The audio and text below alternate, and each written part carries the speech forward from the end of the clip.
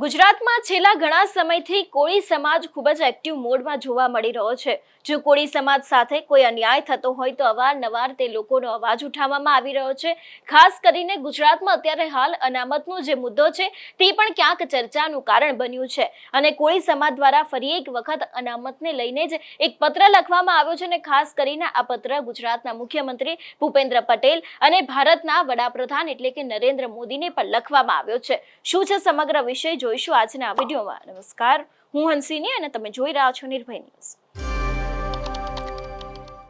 ગુજરાતમાં છેલ્લા ઘણા સમયથી કોળી સમાજ ખૂબ જ એક્ટિવ મોડમાં જોવા મળ્યો છે। જો તે લોકોની સાથે કોઈ અન્યાય થતો હોય તો અવારનવાર તે લોકો દ્વારા ક્યાં તો કોઈક સમારોહ યોજવામાં આવતો હોય છે અથવા તો પછી એ લોકોની દ્વારા ધરણા પ્રદર્શન કરીને પણ ક્યાંક ને ક્યાંક ન્યાય માટેની માંગણી કરવામાં આવતી હોય છે। જો આ વખત વિશેની વાત કરવામાં આવે તો ખાસ કરીને કોળી ઠાકોર સેના દ્વારા આ પત્ર લખવામાં આવ્યો છે અને પીએમ નરેન્દ્રભાઈ મોદી અને સીએમઓ ભૂપેન્દ્રભાઈ પટેલને આ પત્ર લખવામાં આવ્યો છે। વિશેની વાત કરવામાં આવે તો સામાજિક અને શૈક્ષણિક રીતે પછાત વર્ગની અનામતમાં જાતિઓને મળતા લાભમાં અસમાનતા હોય અને કોળી ઠાકોર સમાજને લાભ ન મળતો હોય, જેથી ઓબીસી અનામતમાં વર્ગીકરણ કરવાની બાબતને લઈને આ સમગ્ર પત્ર છે તે લખવામાં આવ્યો છે। જો વિસ્તારપૂર્વક વાત કરવામાં આવે તો ખાસ કરીને અહીં લખ્યું છે કે સમસ્ત કોળી ઠાકોર વતી જણાવવાનું કે ગુજરાત રાજ્યમાં કોળી ઠાકોર સમાજની વસ્તી સૌથી વધારે હોય અને સામાજિક અને શૈક્ષણિક તેમજ આર્થિક રીતે વધુ પછાત હોય, તેમજ ગુજરાતમાં સામાજિક અને શૈક્ષણિક રીતે પછાત વર્ગની વસ્તી 54% પણ વધારે હોવાથી ઓબીસી સમાજને વસ્તી પ્રમાણમાં અનામતનો પુરાવતો લાભ ન મળતો હોય, તેમજ ઈડબ્લ્યુએસ અનામત લાગુથી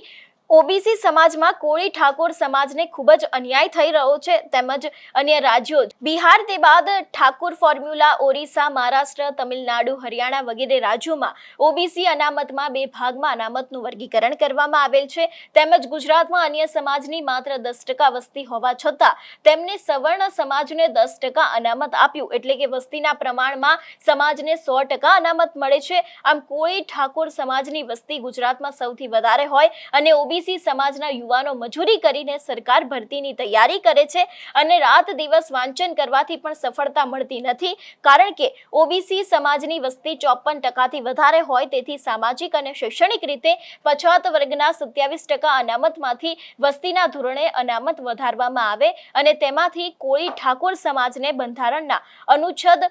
15(4) તેની સાથે 16(4) અને 46 તેમજ 340(1) અન્વયે કોળી ઠાકોર સમાજને ઓબીસીમાં વર્ગીકરણ કરીને અલગથી અનામત આપવામાં આવે, જેથી કરીને ઓબીસીમાં સમાજના અનામત સમાનતા મળે। તેમજ સુપ્રીમ કોર્ટના 1992ના ઇન્દિરા શાહની ઐતિહાસિક ચુકાદા પ્રમાણે ઓબીસી વર્ગીકરણ સંપૂર્ણપણે બંધારણીય છે। ખાસ કરીને અહીં આ વાત પણ કહેવામાં આવી છે કે જે પ્રમાણે ગુજરાતમાં સૌથી વધારે વસ્તી કોળી ઠાકોર સમાજની છે, તો એ લોકોને અનામત મળી રહે તે માટેની વાત કરવામાં આવી છે ને ગુજરાતમાં છેલ્લા ઘણા સમયથી અનામતનો મુદ્દો છે તે ચર્ચાનું કારણ બન્યું છે, કારણ કે અવારનવાર અનામતની માંગણી પાટીદાર સમાજ દ્વારા કરવામાં આવતી હોય છે અને કોઈક ને કોઈક રીતે આપણે જોયું પણ હતું કે આંદોલનો પણ થયા હતા, પરંતુ ક્યાંક હવે કોળી સમાજ છે તે પણ મેદાને આવ્યું છે અને એ લોકો દ્વારા કહેવામાં આવ્યું છે કે જે તે પ્રમાણે છોકરાઓ છે, વિદ્યાર્થીઓ છે, એ લોકો સરકારી ભરતીની રાહ જોતા હોય છે, દિવસ રાત વાંચન કરતા હોય છે, તેને જ લઈને ક્યાંક આ પત્ર લખવામાં આવ્યો છે, જેથી કરીને એ લોકોની જે અનામત છે તે વધારે મળી રહે।